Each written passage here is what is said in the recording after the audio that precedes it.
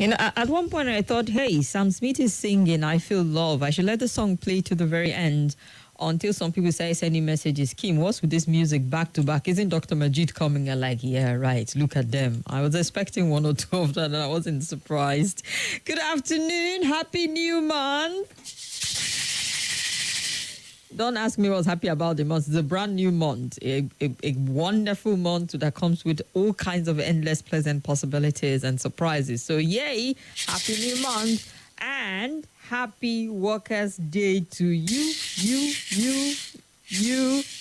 Even those who are underpaid and I don't know how to, underemployed. Happy Workers' Day to every single one. As we come to the 1st of May, 2024, I hope that you're enjoying the holiday and reflecting over the plight of workers in Nigeria. We'll be talking about that at the 5 o'clock. I'll be speaking with NSA official on the plight of workers, given what is the new minimum wage. At the moment, we get to see where they stand, but we already know that NLC is vehemently opposed to that. Well, welcome to the show. My name is Kimberly. Wachku, call me Kim, the Oracle, the Digital Oracle, OTF, the Fellow, Ochanya One, Madam Speaker, and I'll say yes to them all. And yes, you are correct. Dr. Majeed Dahiru is in the studio with me. He's a researcher, a public policy analyst. He is a columnist. He is the tech team lead of Luke Stera Leadership Foundation and a whole lot more. Dr. Majeed, you are welcome. You're welcome. I greet you. Happy holidays. I wish you the same, sir. I forgot to mention, green seems to be your color. Oh. Okay. We're in solidarity with Nigeria. You're welcome. Thank you. All right, talking about solidarity with Nigerian workers. Well, yesterday, there was a breakdown of what is expected as the minimum wage for workers. And the president says he's open to the idea of a living wage. Recall yesterday we were talking about living wage and asking you what you thought was going to constitute a living wage. And some people were getting carried. They were like, guys, come back to earth. It's Nigeria we're talking about. And I'm like, 800, this one, 200. I said, okay, minimum wage, for reals. Well, the president is actually open to the idea of a living wage.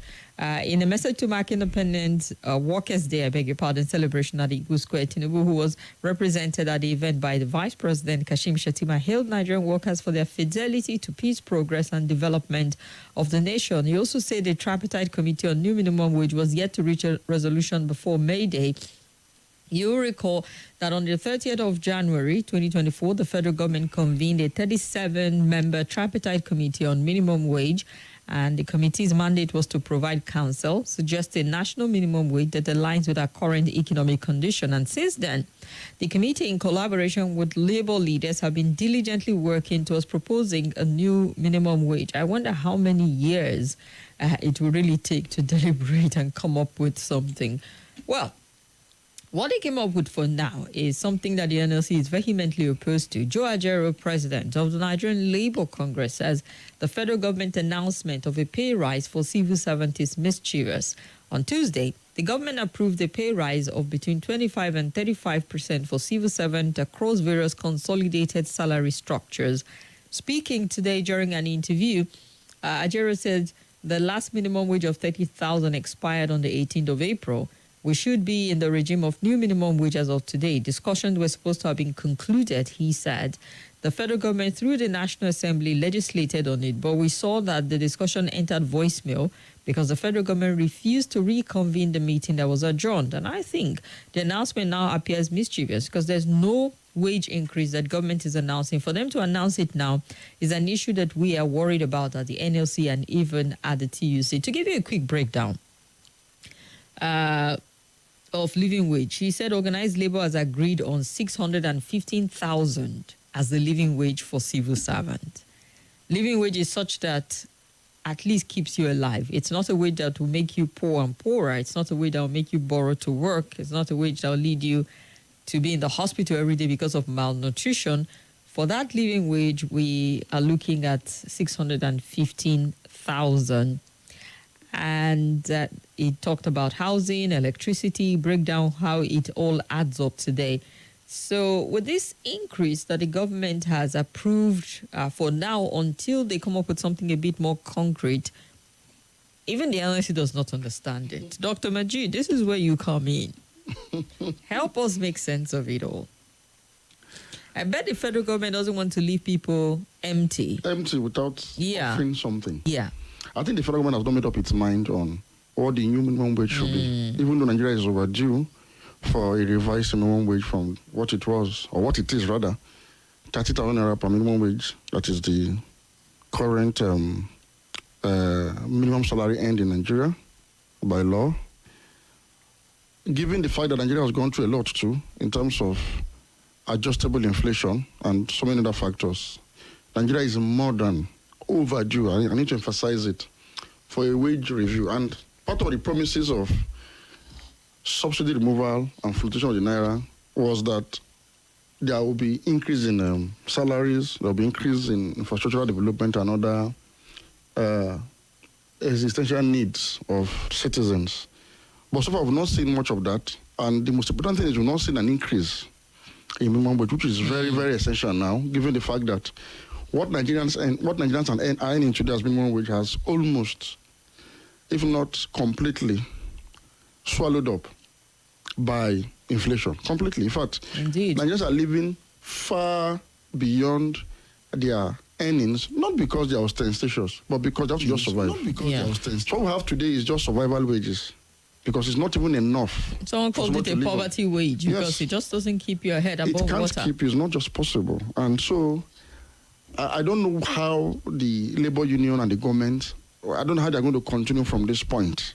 Because from what we have heard from the labor, organized labor union, the government has not made any counter-offer to what they are demanding for.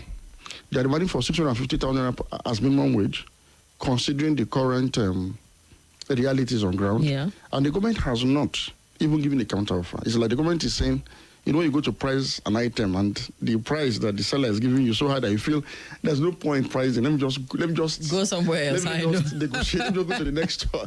So I'm sure the government has just taken the work. It's true away from the labor, to say, okay, whenever you are ready to negotiate, you come with a reasonable demand. However, I think the demand of labor is quite reasonable. In fact, even at 650, Nigerians will still struggle with that minimum wage, even the current realities. 650,000. It is still not. It can just be manageable as long as government can begin to tame inflation and begin to make sure that it doesn't go beyond this level. And we need to see a decline in inflation across board. Otherwise, even 650 will still be a struggle for many Nigerians. It will just be something to just keep us afloat. It's still not even enough, and Nigerians even deserve more. You see, I said this because a lot of Nigerians have been hearing issues like it will cause inflation, demand pull inflation. But it definitely will. It will not, and I'll tell you why. Naira is thoroughly devalued. The Naira that the current government inherited in 2023 is not the Naira it is today. Because you've seen the value of Naira gone beyond the 1,000 Naira mark, something I never believed would happen in my lifetime. And so 650 today is not the 650 that people used to think it is. In terms of the strength of it here. The purchasing power of 650 is still not much. I can assure you today that an average family in Nigeria of 4 children and, father and mother will require a minimum of 700,000 on their basic essentials. A minimum of that for food. Not luxurious, not luxury lifestyle, just something that is deserving of being a human being. It will require about a 700,000 naira budget a month for cost of energy, cost of fueling, occasional payment of school fees here and there. It will require all of this. And so 650 minimum wage is not as if it's out of this world, really. Nigerians deserve that and more. Nigeria is one of the countries that pay the lowest to its public servants and its workforce generally. Yeah, I mean, we're taking stock of even Africa, and Nigeria is not even in the top 10 when it comes to even... how poor Nigeria is. Nigeria ranks on the ladder of wages in Africa and, of course, the world. Let us start with South Africa, for example. South Africa's minimum wage in dollars is about $269 per month. If you compare that to Nigeria's minimum wage, Nigeria's minimum wage at the current exchange rate, with 30,000 naira, it is less than $24 per month. I think about 21 point something. I was just trying to be charitable. Less than $24 per month. $24.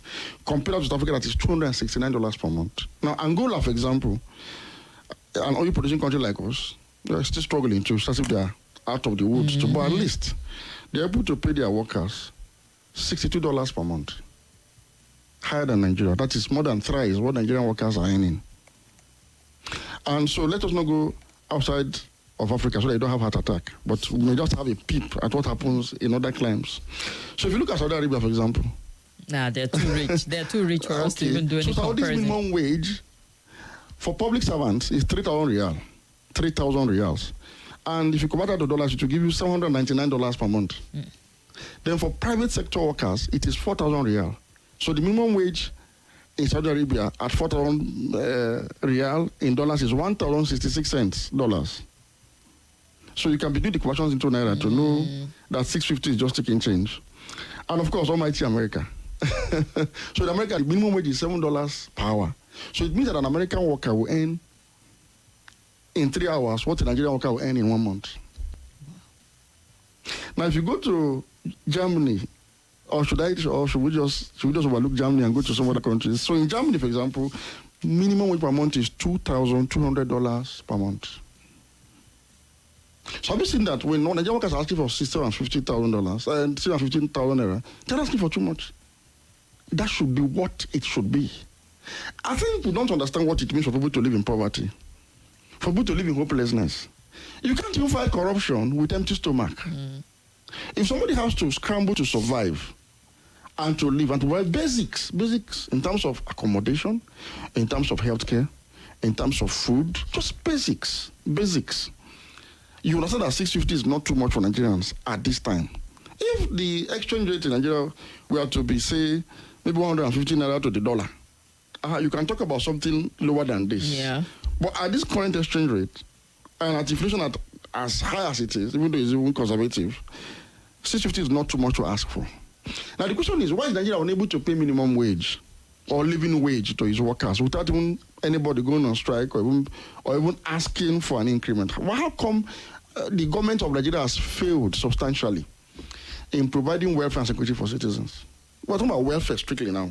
Insecurity is still on one hand. So these are people or citizens of a country that are traumatized by insecurity on one hand and pauperized by absence of adequate wages that they should earn after working for 30 days in a month. So it's a problem. And to resolve this problem, we need to take a holistic look at our political economy. I've said it severally. Sometimes when we do too much of analysis, it's always good to punctuate it with some, real-time examples. Some real-time examples. And I think it's important to do this at this point, if you don't mind. Growing up in the 80s and 90s, I lived in Lagos at the time. And this is a true life story I want to tell you today and our audience. For us to understand where we are and why we are where we are. So I lived in Lagos and then moved to Abuja in the early 2000s. So while I was in Lagos, in the part of Lagos where I lived in Surulere. So there was a hotel, very nice, one of the hottest recreational and fun spots in my area. I won't name names for obvious reasons because it's a true life story. It was the hottest place. If you don't go there to patronize what they do there, you're not a G, So it's like a hotel, it has accommodation, and for fun seekers, all around fun seeking, just go there. Live band, everything. So this hotel was thriving. So it was owned by a man who was said to be an ex-serviceman, so he retired and used his savings to set up this hotel.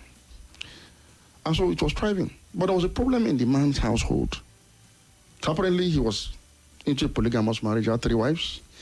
And the issues with polygamy now, his inability to treat all segments of the family with equity, fairness, and justice. So some were favored, some were not favored. So crisis started anyway. So those that he didn't favor, who happens to be the senior children from the first 2 wives, were not necessarily empowered by him. They didn't go to school. He didn't really care for them. So they grew up and became a burden on him. And so naturally they were rebellious. They had to struggle by themselves. So the ones he favored also became too indulgent and sport. And so they too didn't see the need to help them. So they felt there was too much money, so there was no need to do anything, to lift a finger. So in all of this chaos, the man died suddenly. Because children were grown, too much crisis, quarrel here, fight, died. So the members of the extended family, elders and co, who knew the history of this family, knew that there's no way we can actually divide this man's estate without crisis. And there was no will. Even if there was one, nobody was going to read a will that was suspect, that was not going to take care of everybody. Now the man is dead, so everybody, all daggers done. Everybody came to say, something now happened. They now reached an amicable solution on how to resolve all of this crisis. And what was the solution? So wife A, wife B, wife C, sorry, you're going to take turns every week. You go to the hotel on Sunday evening, and you are going to collect all the revenues that were generated from Monday up until that point of Sunday evening. So wife 2 or wife B, you nominate somebody too from your own section too, will go the following week and do the same. Wife C also do the same. So it appeared very perfect. I mean, so why? Somebody accepted it. It's okay. Now this is where the problem started from. So the first day that this formula started, so the first 1 week, Monday to Sunday, revenues have been generated. So the senior member of the senior son from this other section was now sent to the hotel manager to sit up, go and collect whatever they generated. So he got there, they handed him a wad of cash. So this was what we generated for the week. But sir, you need to also refund us some monies for maintenance. So we will need so amount to change lightings, to fix toiletries, to pay exactly. Something kind of. Yeah, sure. So he now said, I know now, from this one that I'm holding, no, I won't do that. Wait till next week, when the other people come, take from them, not from my own money. So the following week, these problems were not solved, it became compounded. So the second person came and collected money. They now told him that, so we've not replaced toiletries, we've not done maintenance, we've not... So this cycle continued. So it was like taking and taking and taking. It was more of sharing. There was no reinvestment in this entity that was supposed to be generating this wealth. So over time, 10 years later, I visited Lagos, and gladly I decided to go to the fun spot that I used to visit when I was living in the area. Now I'm not living in Abuja. And I met a rodent-infested, thoroughly dilapidated structure. Oh, dear. And I scooped around, and they told me that, well, the man's children are back on the street, so some are doing for organizer jobs. Oh, boy. You can see the state of the ship. So people that are living here cannot even... So it's just... So they now have the hung to let on the wall. Expect someone to come and probably lease it. So that was the stage you were. Now, if you carry that story and transpose it, it gives you the picture of Nigeria. Whereas we're essentially one people, but we are divided along sectional lines by failure of leadership. In this case, the father of the family was like the government of Nigeria consistently that have been nepotistic, sectional, and full of favoritism. So it created dissent. And so Nigerians started to say, look, to all according to their needs, from all according to nothing. So it's like all of us are simply sharing what we now call the national cake. So that hotel that was generating revenue is what crude oil is to Nigeria today, that is generating revenue for Nigeria. So all sections of Nigeria are simply taken from the common field. So the consequence of this is that, like that family, we are no longer able to generate enough to even feed ourselves, to take care of ourselves. So we have all become destitute. So we cannot pay living wages, amongst many other things that the government can no longer do. Now, if you compare Nigeria and this analogy I just gave with countries like Saudi Arabia, with countries like the United States that I talked about, with countries like South Africa, Angola, there is a common denominating factor among these other countries. They have been able substantially to overcome the challenges of nationhood, to evolve into a fairly socially cohesive, nationally integrated, united nation of citizens, where all hands are on deck to first of all bake this national cake and then share accordingly. And as they are sharing, they are baking new ones and expanding the pie so that continuously they will be able to do this. So if you look at the economies, all of these countries are sampled, including Angola, they are export competitive economies. Angola is an oil producing country with functional refineries at home where they generate money from export of refined products. They also use it at home. They export crude. And so they're able to do some of these things with their cities better than we can do. South Africa, it is the same to South Africa. Of course, almighty America, I don't need to talk about that. Or Saudi Arabia. So Nigeria today, what you are seeing, the inability of government to meet up with its basic function of welfare, which is seen in this miserable wage that is still being paid, is because there's a dysfunction at the root of the Nigerian state that no leadership has been able to comprehensively resolve because of what? An absence of self-enlightened consciousness on the need to pull this country together, get rid of corruption. You see, corruption is a function of a divided polity. So you can imagine, for example, that family that I talked about. A time when the firstborn of each of the sections that were being sent to go and collect their daily money, a time when they go and collect the money, they will look at their own personal needs of their own children and wives. And and then they will have part of it and under-declare. So you see, it continues like that. And that's what has been happening in Nigeria. We have this affirmative action of power sharing in order to keep us united that has degenerated from equitable distribution of resources to equal distribution of loot among our ruling class. So you have a president that represents your section. He's there for himself, essentially, as a major beneficiary before another person. You have somebody that represents you as Senate President from social geopolitical zone. The one represents you as Deputy Speaker from your own zone. We all have these arrangements. And it pervades all our entire polity.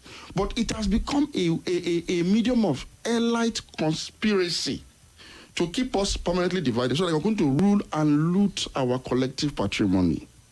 And that is why to correct this, it will require political consciousness. As I'm saying to Labour today, Labour, you can never have minimum wage that will satisfy you in Nigeria under the current agreement. It's not possible. There's no point flogging a dead horse. You can't have it. That is why Labour must go beyond trying to negotiate for an increase in their bread, slice of bread, and spread of butter. Is no longer sustainable. The organized labor in Nigeria must now do what other organized labor movements in the world, all over the world, did to consolidate on democracy on one hand and get a better and fairer deal from the establishment. I know what that is. Partisan politics. You see, classical economics teaches us that there are three factors of production, all right? It's land, it's labor, and it's capital. So organized labor essentially represents the labor component of the factors of production. So you cannot produce without capital, land, and of course labor. However, there's a fourth factor of production that all of these other factors depend on. I know what that factor is: politics. So I've written an article that I published some time ago and I titled it as Politics as the Fourth Factor of Production. You need political management to properly harness land, capital, and labor through the right policies, through the right programs, and the articulate directive principle of state policy in order to achieve enough to take care of our welfare and security. And so organized labor, they have an opportunity in the next 3 years to organize, and this is a call on all Nigerians, to organize themselves, put forward a charter of demand. Most of us are members of the organized labor. As long as you do anything that is engaging and you earn for it, you are part of the organized labor. You may not necessarily be a registered member of NLC or TUC, no. You need to now take your destiny into your hands, and 3 years is enough to plan towards this. There was an attempt in the last election, but it needs to be consolidated further. That is, organized labor must do what happened in the UK. The Labour Party of the UK started as a labor movement, organized labor movement. When they saw that, look, the conservatives can no longer give us what we require, they now took a decision to participate in the baking of that bread and that cake so that they can decide how to share it. And so they floated the Labour Party. And that was the Labour Party of the UK until recently was headquartered in the NUT building, that is the National Union of Teachers building, in the UK. But isn't that the same applicable in Nigeria? And I'm saying they should concentrate and do it better. It was half-heartedly done in the last election. This time around, they must come together, activate their political organs, and Nigerians must be open for this democratic consolidation. You see what has happened with the old parties is that, like the analogy I gave again, identity politics has been driving our polity along sectional lines. So it is like when you get to power, your turn to take from the system. That way in Nigeria, corruption is cultural. There's nothing you can do about it. It's a cultural problem. Neither EFCC nor ICPC can really fight corruption in Nigeria. It's cultural. You are given appointment because you are supposed to convert it to political gains for yourself, your people, and ensure that you get us vote in the next election. That is the essence of political patronage in Nigeria. But to move away from this, we move for the organized labor that have now become the receiving enders of the system. We can no longer pay you. The state can no longer pay you. Can no longer guarantee your security and welfare. So whether you are Igbo, Hausa, Yoruba, Fulani, Ijo, whatever you are, whether you are a northerner or a southerner, whether you are a Muslim or a Christian, as long as you are in this class of people that are not in government and getting patronage, please come together and take a decision to say, look, we are no longer going to align our democratic choices, voting now, along our ethnic and religious lines. Stop that nonsense. And decide today to say, look, if I'm a farmer from Bayelsa, a farmer from Katsina is my tribesman now. And together we're going to ask for a certain kind of demand. Because we have this common denominator, simple. But the same issues, the same problems. After 24 years of democracy that is unbroken. That if you are a shoemaker from Aba, it is that shoemaker from Katsina or from Maiduguri that is your tribesman. Together with you, we should make a common demand for what will benefit you as a shoemaker. If you're a banker, if you're in the media, you should convert this now to your tribes, your professional tribe of professions, artisans, guilds, and make a collective demand from top to bottom of your political leader. So you can come together and organize yourselves. And organized labor has a responsibility to lead in this direction. When minimum wage was being negotiated, somehow the labor people failed to understand that a government that has removed subsidy and that has floated the naira and has gone on such level of austerity that people are just forgetting right now, cannot pay a living wage. It should have been clear to them by now. So you are negotiating 650. Who will pay you that? Even, like I said, it is not outrageous. It is very reasonable, but nobody will pay you that.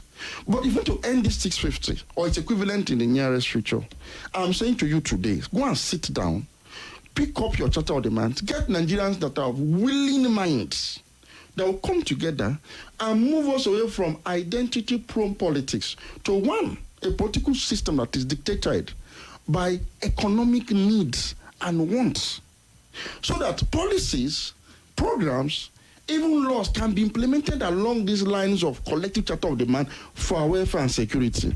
And by this process, corruption will naturally die. Or perhaps reduce. When I say die, we should aim to kill it. If you say reduce, it means we are trying to say that we must live with it. No. Let us aim to kill it, even though it's going to be reduced. That's because you no longer need to patronize anybody. It will be based on merit. Look, I would bargain with you as president to give me certain kind of policy that will make me as a farmer or as a shoemaker or as a metal worker to make progress. That is all I need from you. I don't need commissionership. I don't need... So go and look for the person in the world, wherever the person comes from, that can help boost this. So that's a bit long term. That will require a lot of work. That's why I said 3 years in an age of information technology, super highway of information, it can be achieved because we've suffered enough. Now, the current political party structures, because one of the weakest link in our democracy is our political party structures. To correct that defect will be for a new political movement that will emerge to now structure parties across board along economic, environmental, and security interest groups, away from ethnicities and religion. You know what happened in Nigeria? You see PDP, APC. Down the bottom to the world and local government level, they splintered along tribal lines, clan lines, religious groupings, as well as an affirmative action. So the corruption starts from there. So if you want to become governor today, a delegate that was given that slot because it's from social community in that constituency, is expected to benefit as his own part of the settlement with that delegate slot. So he can only collect money from all of you. When he collects money, he now go back to his leader and say, who do you vote for? In their tribal cocoon. The leader would have negotiated certain tribal interests with him as the major beneficiary. So he tells you, okay, let us vote for that person that gave you the highest for social and so reason. So if you do, when we enter, we will give you SSA. Nobody discusses good governance among Nigeria's autonomous political parties. It's almost like an afterthought that just comes in once they get in there. Posters and billboards and share.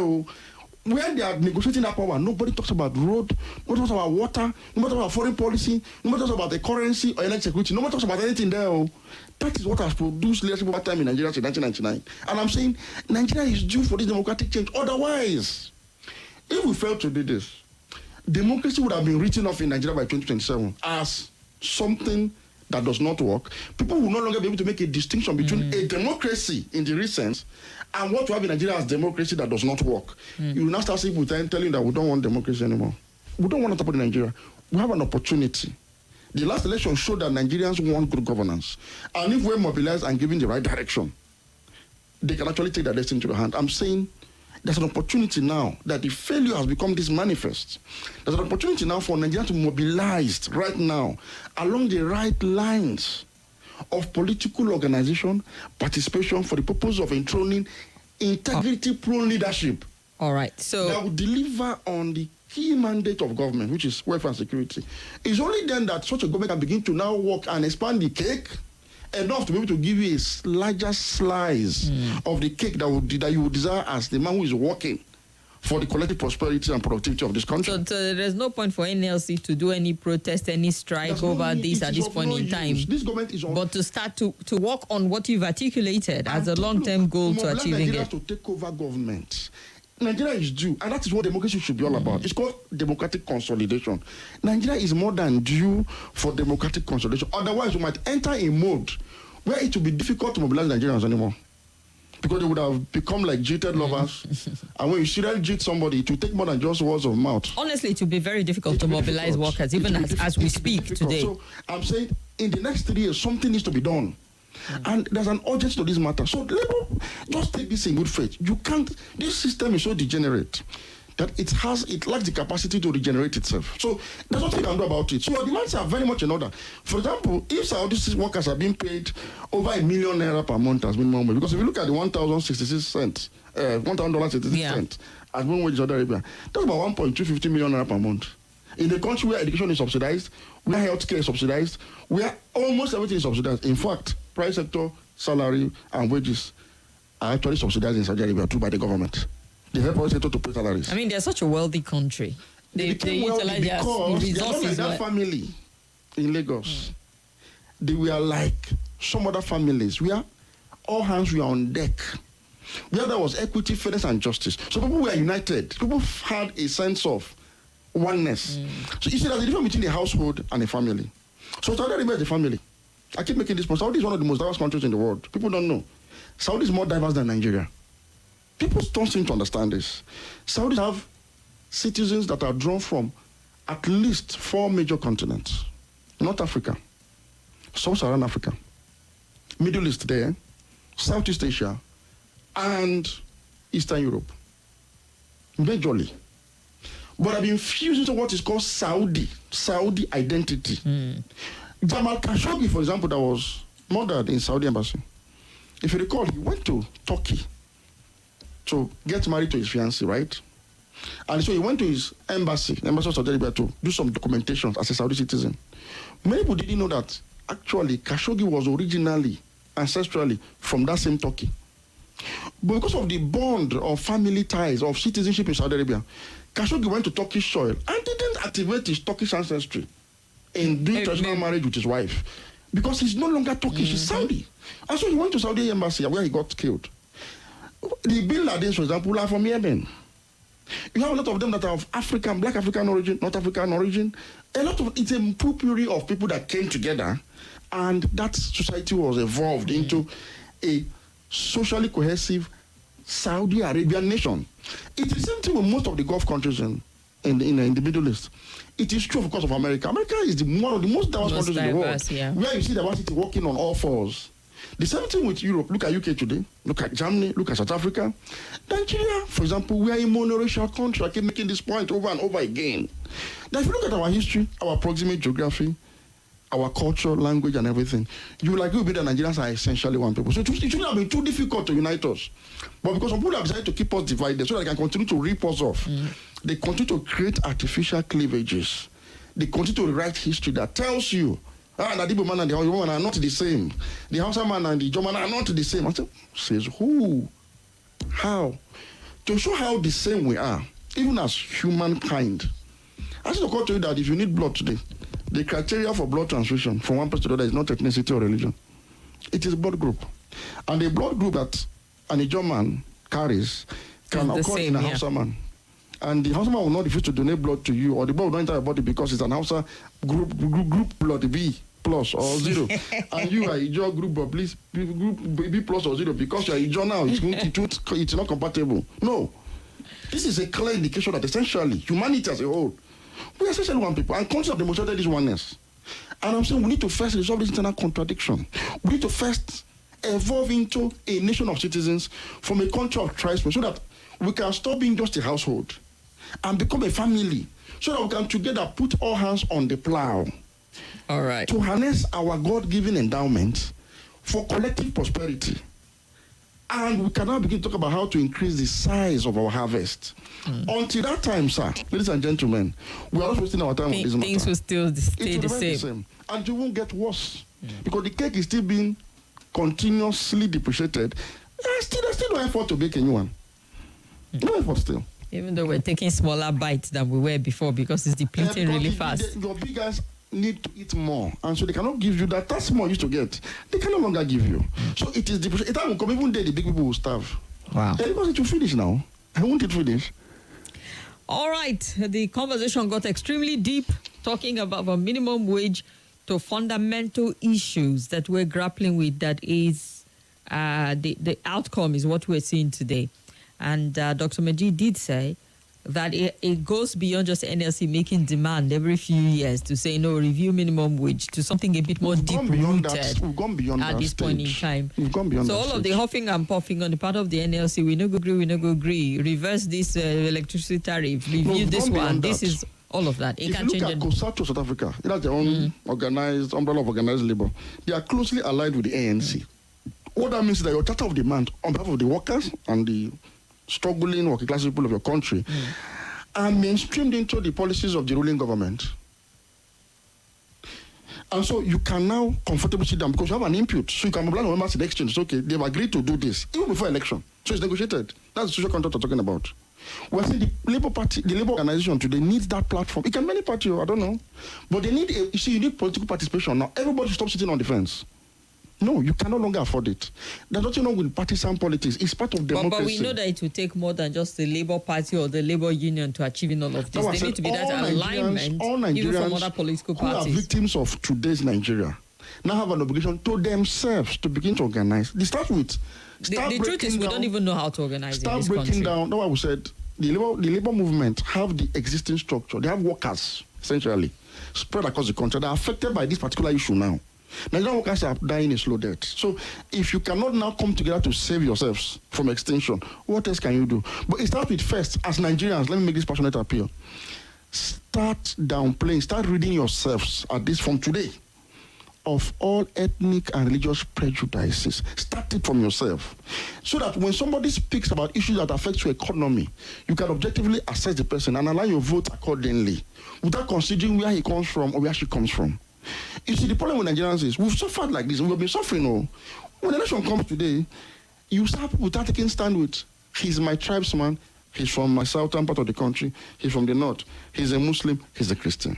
So if we are from Sokoto today, and the best person with the level of integrity, prone leadership in terms of character and conduct, and the idea is to better your economy as a Sokoto person, if that person is an Igbo man that is Christian from Sokoto there, please vote for him as your governor, as your senator, as your rep member, as your assembly member. Similarly, those of you in Onitsha, in Anambra State, if the best person that can better the economy for Anambra State go into the next election is that Hausa boy whose grandfather came from Kano to settle in Bida area of Onitsha, that's a northern settlement in Onitsha called Bida. When I lived in Onitsha in the 80s, I used to go there to pray Jumat and eat prayers. If you go there at night and you wake up in the next morning, you think you are in any of these northern states. The Hausa community there are so indigenous that they speak Igbo and they no longer go home to another place because they are at home. If one member of their community happens to be the most Omoluabi of all of you, who has the integrity, who will not steal your money as an Anambradan that he has become, please vote for the person as your governor. This should be repeated across board. People should be voted for based on integrity and merit. I hear you, Dr. Majeed. I hear you. Crystal clear, and people are listening and can hear this and believe that's the way forward. Otherwise, we'll perish. You see, we'll perish. Again, let me end this session of discussion with another small analogy, but it will be too lengthy. Do you know that Nigeria is usually praised as one of the most richest countries in the world? But we are rich, potentially we are suffering. We are poor, right? I don't know who praises us for being rich anymore. I'm talking about endowment. We have this, we have that. Okay, yeah. And I always draw attention to the fact that, do you know the richest kingdom in the world, actually? It is the animal kingdom. Yes, your crude oil is in the animal kingdom. Your gold, anything you want, all natural resources in this world is in the animal kingdom. But how come animals are so poor? They cannot clothe themselves. They can't feed themselves without feeding off each other. They can't even shelter themselves. And they're in continuous toil, like in a Herbacean state continuously. It is because animals have a very low consciousness of self. So whereas they live in the same ecosystem, the same environment, the lions, the hyenas, the buffaloes, all of them, walking on all fours, are having so much in common, fail to see that commonality. So they see themselves as two different, to exist as one people. So rather than come together to harness that their very rich kingdom and ward off the advance of mankind like us, that go there to poach and utilize and displace them. No, they are busy fighting among themselves because they are divided along tribal lines of lion, of tigers, of hyenas, and all that. And the king of the jungle, that's the self-acclaimed king of the jungle, the lion, is one of the most parochial, selfish, sectional, bullish, corrupt king or political leader you can have anywhere in the world, because he hunts other animals to feed his own kind. He's like marginalizing other people, treating other people to feed your own tribe. That's what he does. So because of that failure of leadership, the kingdom of the animals is in continuous turmoil. Is there a difference, my dear Kim, between a typical lion king and a typical Nigerian political leader, that you expect a different outcome between the animal kingdom and the Nigerian country?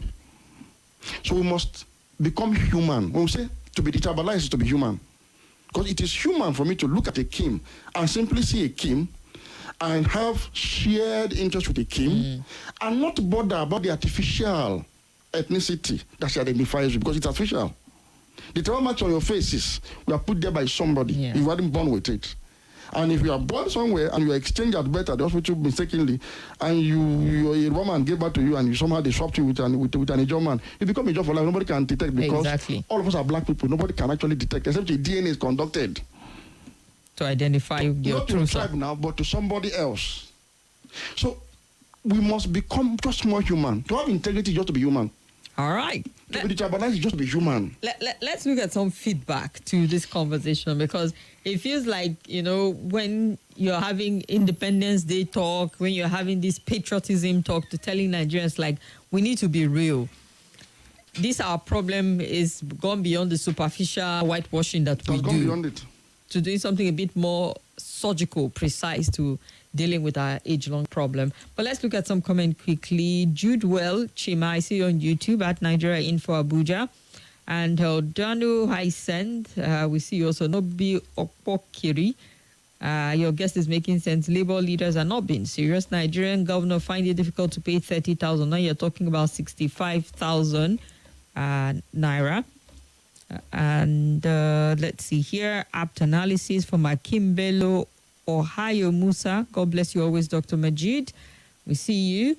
And Temitakwa James, very wise analogy of the animal kingdom in comparison with the Nigerian storyline. Samson Enesi says, we have such example before. Enugu became a municipality in 1956 with Umaru Altine, its first mayor. After 4 years past, Nigeria gained its independence in 1960. Alvin Dozie, reading from same book of lamentation every day. Samuel Iyoke says, your guest is living in an utopian dream. The ideology, what ideology does the Labour Party have other than the fight for wages?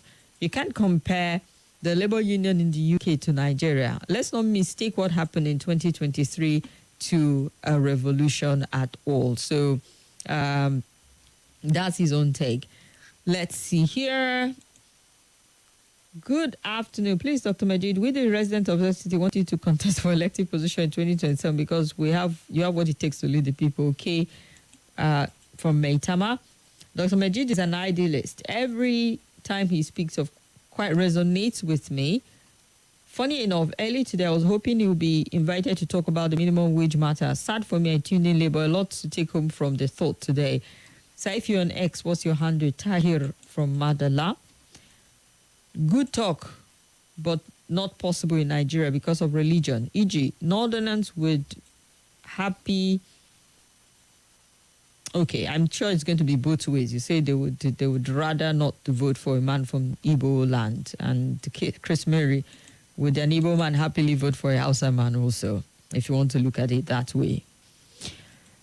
Fabian from Local Goba, the analysis from your guest is absolutely right. Politics has stronger influence on the society. Poverty does not know tribe or religion. Our political class are using these points to the detriment of Nigerians. We really need to wake up, he wrote.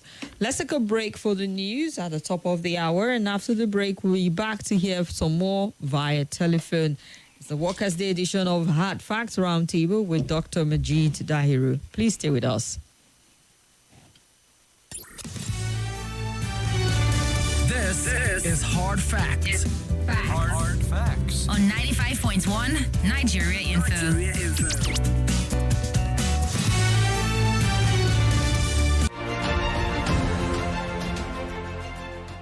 This is Nigeria Info.